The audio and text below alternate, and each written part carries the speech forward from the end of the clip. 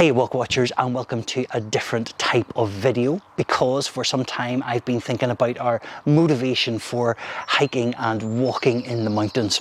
Is it simply a physical challenge thing, or is it about the beauty that's up there, or is it some sort of checklist that we need to tick off and complete? So I've decided to create a series of videos with people that have inspired me and motivated me to get my boots on and go outside and go exploring, to see what makes them tick, what inspires and motivates them. And in this first video, I meet a man that I've admired for years, since I discovered his videos back in early 2019. He's known for being a genuinely nice guy, alongside some of his achievements like Mountaineer of the Year 2022, All-Ireland hillwalking champion with the co.mayo. And I was really excited and more than a little nervous when he agreed to go walking with me up a mountain.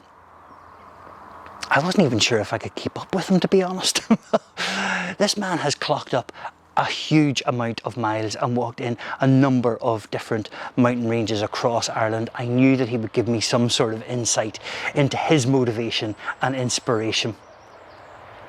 I never should have worried, because he is generous of spirit, thoughtful and reflective, and more than a little nuts at times, as you will see. He is, of course, Michael Quinn. From Mountain Mike's Adventures. And this is what happened when I went up a mountain with Mountain Mike. So in true Walk Watcher style, we've come up today and it's the middle of low cloud again. So we're supposed to have these beautiful views, and this is what we've got. This book has no imagination at all. All right, let me just paint the picture for you. So over here we have the Nephins wilderness, absolutely beautiful, absolutely lovely. We've got Glenamong, and over there stretching we've got we've got Bengorm and Glenamong, and then Slieve Caroloni's place in Ireland. Down here I bring you to this room, and we have Clube stretching out right in front of us. We've got Kirkpatrick directly across us. We've got Westport, we've got back into the country, and then stretching out here, we've got Clare Island, we've got further on, we've got kind of Mulranny and Achill, and just a beautiful, beautiful 360 view. And this guy is trying to sell you that he just can't imagine it. It's just that I can't imagine. I can imagine a lot out there, but it's hard when you have never seen it before. Yeah, see, this is what you get when you watch Walk Watchers. Watch Mountain Mike's Adventures instead. Well, yeah, okay. And that's how the day started. Walking in the clouds in the Nephins mountains on my way to Corranabinnia with the one and only Michael Quinn, Mountain Mike.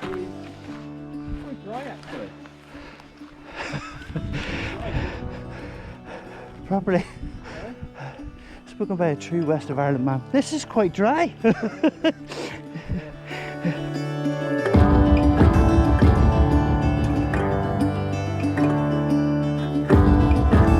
Well, that was another question I was going to ask you then. You know, how comfortable do you find yourself in the mountains? Very. Yeah. Mike has been on YouTube since 2017. His hair was a little wilder back then, but he has always been drawn to the mountains, and he knows the Nephins like the back of his hand. This is his home patch.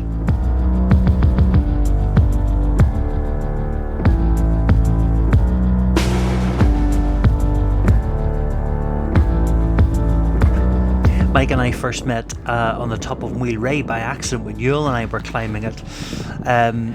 And we decided we were going to go up Wheel Ray this time. However, because of the cloud, we decided no, we would stay closer to home and go up the Nephins. But unfortunately, they were also covered in cloud. Sorry, you call this a relaxed pace? What?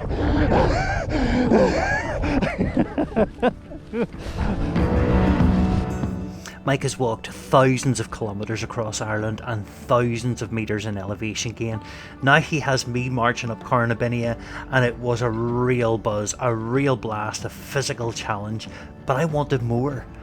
What does he come up here for? What's his motivation? What's his inspiration? What are you looking at? What do you see out there?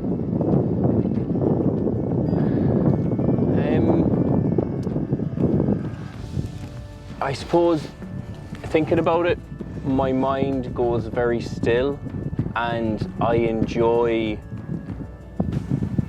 like particularly something like that now, it's the flow of the clouds over the landscape, and just, I suppose, absorbing in like what I'm actually experiencing. Yeah. And just kind of just taking it all in. I don't really think of anything when I'm looking at it. It's just pure enjoyment of the natural show that's been placed in front of me. See, it's those wee things that you don't see all the time. So every walk is different. Every time you come to the same place, it never ceases to surprise you.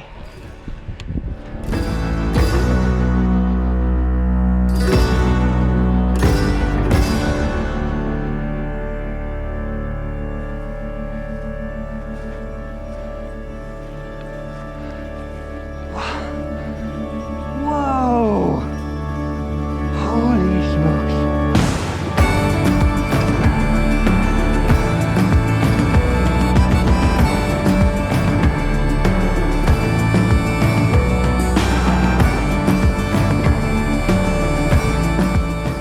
I'm not sure I have the words to express just how special this day was, and then to have this beautiful cloud inversion. I mean, we sat on this southwest top for a good 2 hours just watching it pour over the fiddle there and down into the valley below, and then just open up and reveal this stunning scenery. It was hypnotic, it was just magical.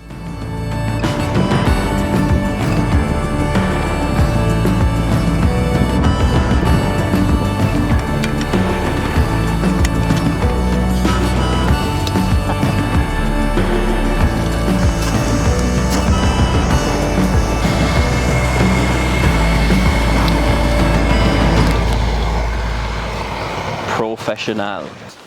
Michael Quinn, this is your life. All right, Michael Aspel. It was Michael Aspel. It was, yeah. Right, so I thought what we'd do is we'd do some sort of quick fire questions first of all. Okay. Just silly ones. All right, okay. To see how you think on your feet. Okay. So, right, okay, here we go. While sitting on my arse. Well, it's in.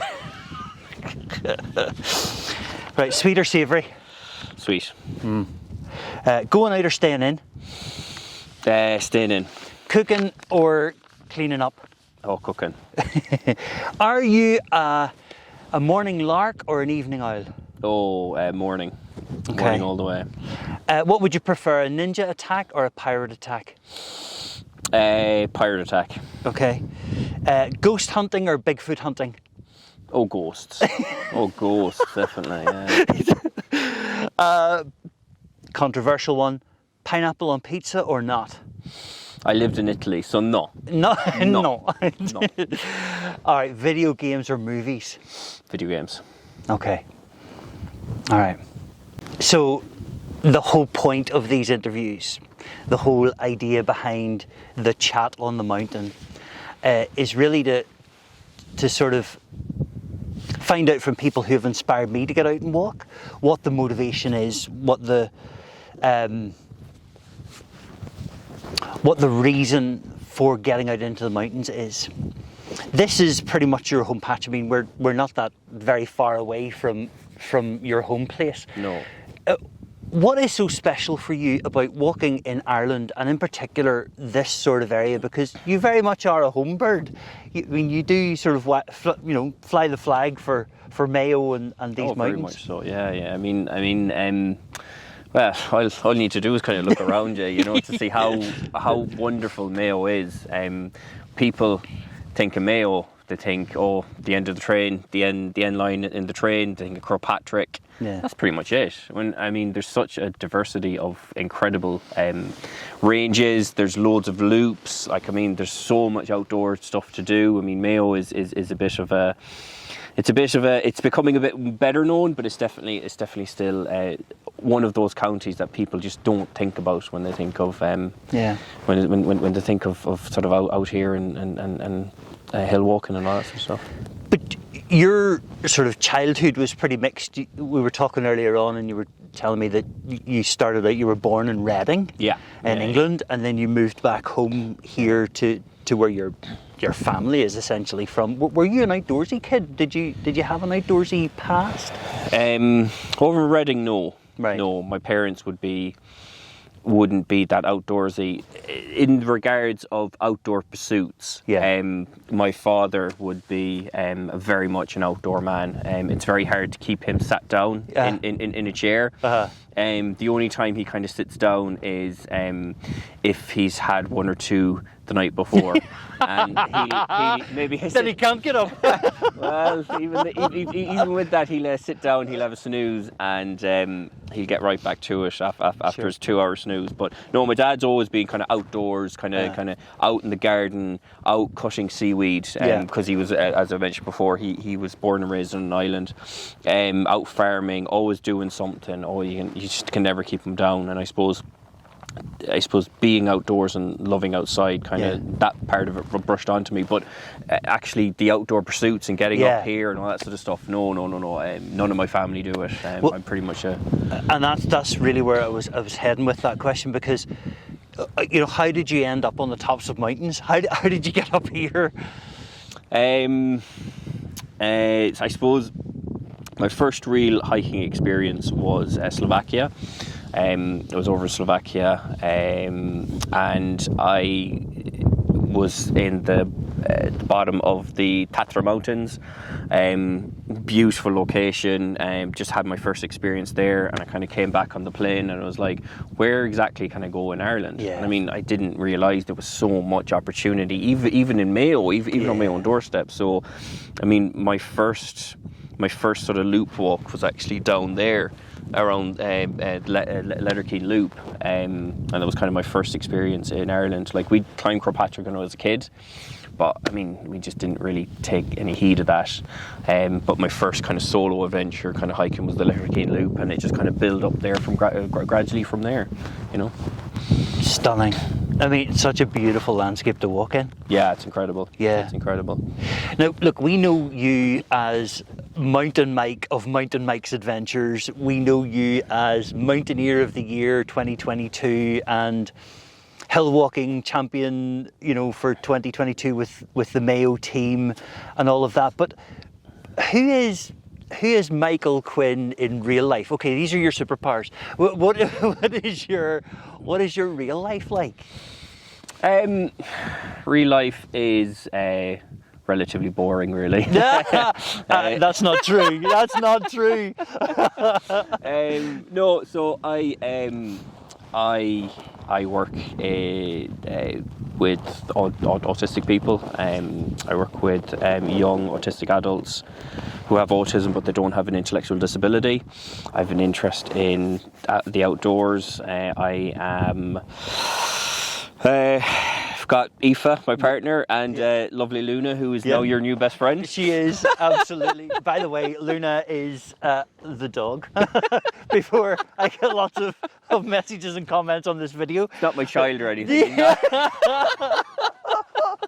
I'm someone who enjoys getting into gardening, getting into roots, kind of deep down, love of mythology, love of history. Keen. I probably don't read as much books as I used to, but yeah. Okay. Well, you see, that interests me because when we watch your videos, I mean, there has been a real change over time from the Challenge Your Life stuff at the very beginning to now the Mountain Mike's Adventures, which is very much for me, you have woven together the walking and the sense of place here in Ireland, and you're unashamedly Irish, and your culture and your history all is woven into those videos. I mean, that's deliberate, is it? Very much so. Like, I mean, as I've kind of gone through the years, I've realised how important our culture and our story and our myth is tied to the landscape. I mean, I've made efforts to learn Gaelic, and you find with Gaelic compared to English, Gaeilge it's tied to the landscape, it's tied to the magic, it's tied to the land so much. Our stories are tied to the land, and like kind of when you're out here, you appreciate those stories, you appreciate your culture, and you can see how it is tied to the land. So I've done it less in recent years, but I like to convey how important the landscape is to our identity and culture, because it's something that has been lost in recent years. So it's just nice to kind of find that and kind of share it with people. What would you say then? I mean, why walking? Why hill walking? Why the outdoors? Why not model making or stamp collecting, Mike? What has you out here? What is the motivation? I bet you didn't realise. Necessary. I bet you didn't realise when you were writing that question how silly that it sounded over. Yeah, absolutely. So, Mike, here we are in the pouring rain. Why are you out here? It probably would have made more sense if the conditions were horrendous, but I mean, you couldn't get more perfect conditions than this. Yeah. But all joking aside, I mean, today is quite special. We've got very, very lucky. Yeah. But I don't mind being out in the rain. Because a lot of your videos and your TikToks and your stories are of a very windswept, damp. Like all we see is this little bit of your face because your hood's around you and you're still tramping up mountains. Yeah. What gets you out of bed to do that on a Saturday morning? What are you talking about? I want to be Insta famous, man. No, okay. I wouldn't do that if it was just for the Insta fame. No, I mean, like, I've never been one for sitting down. I guess I get this from my dad. I've never been one for sitting down and meditating. Like, I do like to think quite a lot, but I find that when I'm out here and I'm walking in the hills and the mountains, that that is my form of meditation. Yes, that helps me. Aoife will tell you that I'm much happier when I come back from the mountains. Yeah, I'm just a lot.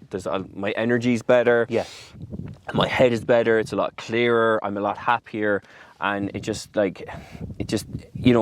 get outside, it doesn't matter if you have the raw power of nature hitting you, and your hair, like there's literally raindrops dripping from your big eyebrows, and I mean that doesn't necessarily matter. I mean, that's all part of the experience as well. If I was to only go out when it was sunny, my time out here would be extremely limited, and I wouldn't be a happier person for it. Is there one particular experience on a mountain that you think has changed you in some way, either for the positive or the negative? Has there been a moment when you can look back and go, you know what, that was quite crucial for me? If we were to talk about a walk in itself, like a trail or something, that time I completed the so-called Alyn way, so the Bear Breffni way, and that connects to the Ulster way. That's 1,000 kilometres, isn't that right? Yeah, roughly. That's from the sort of the shore to shore. Yeah, and it goes. It doesn't go straight up. It kind of goes cross country. That's right. Yeah. So if you draw a straight line, it'd be a diagonal. Yeah. So, yeah, that was a real. What headspace do you need to be in? That sounded like an accusation. What under goodness were you doing? No, that was your northern accent now coming through. That was the aggressive Ulster. What under goodness were you thinking? No. The old red hand came out there. But what headspace do you need to get into to conceive of that and then to execute that? That for me was kind of an idea that was developed as a way of me having an initiation into adulthood. That was the symbolic thing that I used as a way to initiate myself into the next stage of my life. It was a challenge. It was my call to adventure. Yeah. It was something that's lacking. We were talking about it earlier, but it's something that's lacking in modern society these days. Is this ritual? Is this rite of passage that people partake in? That means that you're leaving one part of your life and you're moving on to the next part of life. And we've, especially particularly in Western cultures, we've really lost the importance and the deep meaning of those rituals. Yeah. I mean, we've talked about this now a couple of times, and the phrase that I've been sort of playing with is, you know, do we as hikers, do we as walkers, are we heading into the mountains to run away from something or run towards something? Do we find something in the mountains that helps us get through the rest of the week? Is that something that you can identify with, or is that? Yeah, I suppose definitely for me, it's two sides of the one coin. Right. Okay. I mean, like, you can. I suppose it depends on the situation. You can very much go out there to go for something, to achieve something, like I did last year, with the All Ireland Hillwalking Championships. But it is also something that you are an escape. You know, an escape. I'd say less so these days that it's something I'm running away from, because you learn very quickly that there are situations that you can't run away from for too long. They do have to be faced. So I'd say it's more along the line of going to something, whether that's a goal, or that's to clear out the head and have a bit of a reset, and less so that it's running away from something. But when you're up here, and you're away from all that down there, you are running away from something, because you're getting away from all that down there, you know, and no more symbolic than actually having cloud cover that's actually separating us from civilization itself, you know. So insulating you against all that stuff down there. Exactly. So you have mentioned Aoife, and Aoife does come hill walking with you at times. A bit less so now. Due to long COVID, unfortunately. Sure. If there was one special mountain trail spot that you would like her to see, where would you take her? I'd love to get her up somewhere like this for a sunrise. Okay. I'd get her up here for a sunrise. The only problem is Aoife doesn't deal well with cold. Oh, okay. So it would be a very hard sell. But no, I know. In fairness to her, like she'd love to. She'd love to attempt it. She'd love to do it. But the cold would be. The cold would be. Okay. She'd literally have so many layers. She'd be walking like this. But let's pretend that the cold wouldn't be an issue. So somewhere like this for sunrise or somewhere or like this for sunrise. Yeah, because you get like sunrise here could be up directly over that way. Beautiful. Depending on what time of year it was, and you know you get that you just get that rise. It's just something beautiful seeing that disc rise in the morning. You know. Okay, so look, my subscribers, the people that watch my videos, I think, you know, would love to know from you some tips and tricks, some things that Mountain Mike swears by when he comes into the mountains. Yeah.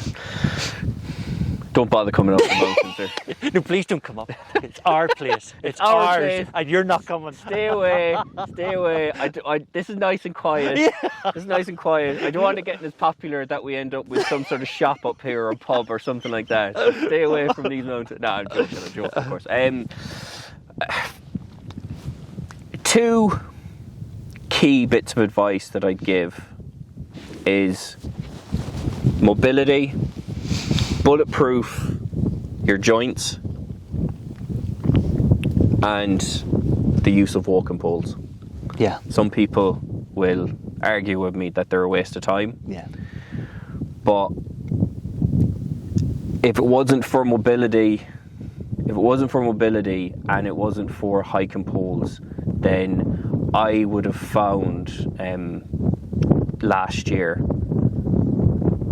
I don't think my body would have been. No, I know for a fact my body would not have been able to have taken the height of it for 6.5 times. Yeah. You know what I mean? Just insane statistics. Like, is that the figure, 6.5 times? Yeah, 6. Well, just under the 6.5. Yeah. Wow.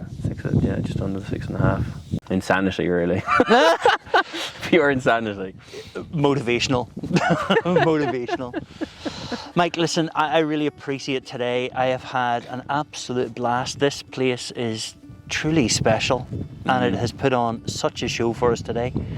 Thank you for your time. No, and thank you for the opportunity. Well, it's been an inspiration, it really has, so thank you so much. Thank you, Margaret.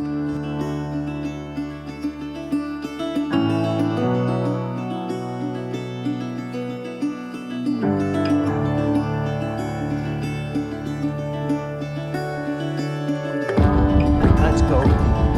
I'm ready for the next bit. Mike is just so comfortable in these mountains. He must have walked them countless times by now, explored many of the trails around here, and yet his enthusiasm and excitement for this trail again, this call again, Corranabinnia again, is just infectious. I mean, it's almost as if he greets it with a new energy every time. And actually there's a lovely moment coming up on the other side of the call that just demonstrates how excited he is to show it off, even to me.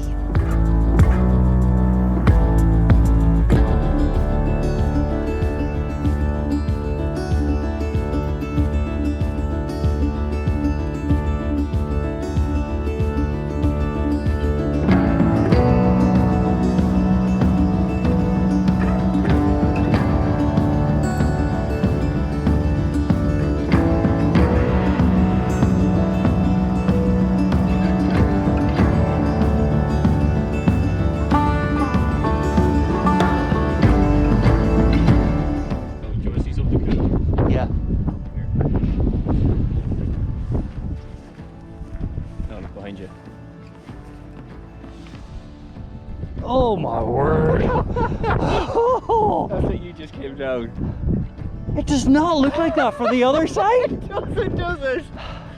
That's insane. That's insane. And there it is, our main destination, Corranabinnia, at 716 metres in the Nephins range of mountains. Look at this stunning, stunning place.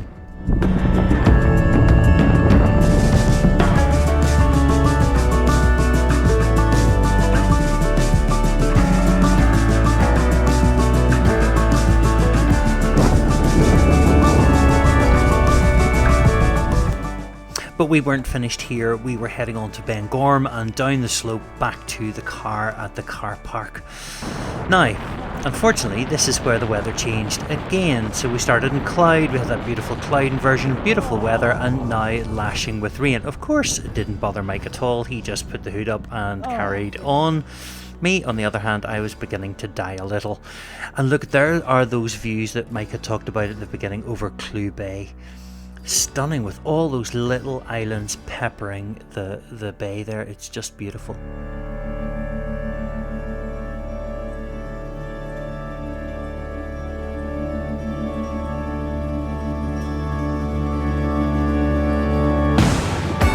Right, let's look at the route then. So up onto the ridge and all the way out to the southwest top of Corranabinnia, overlooking the fiddle or the call there.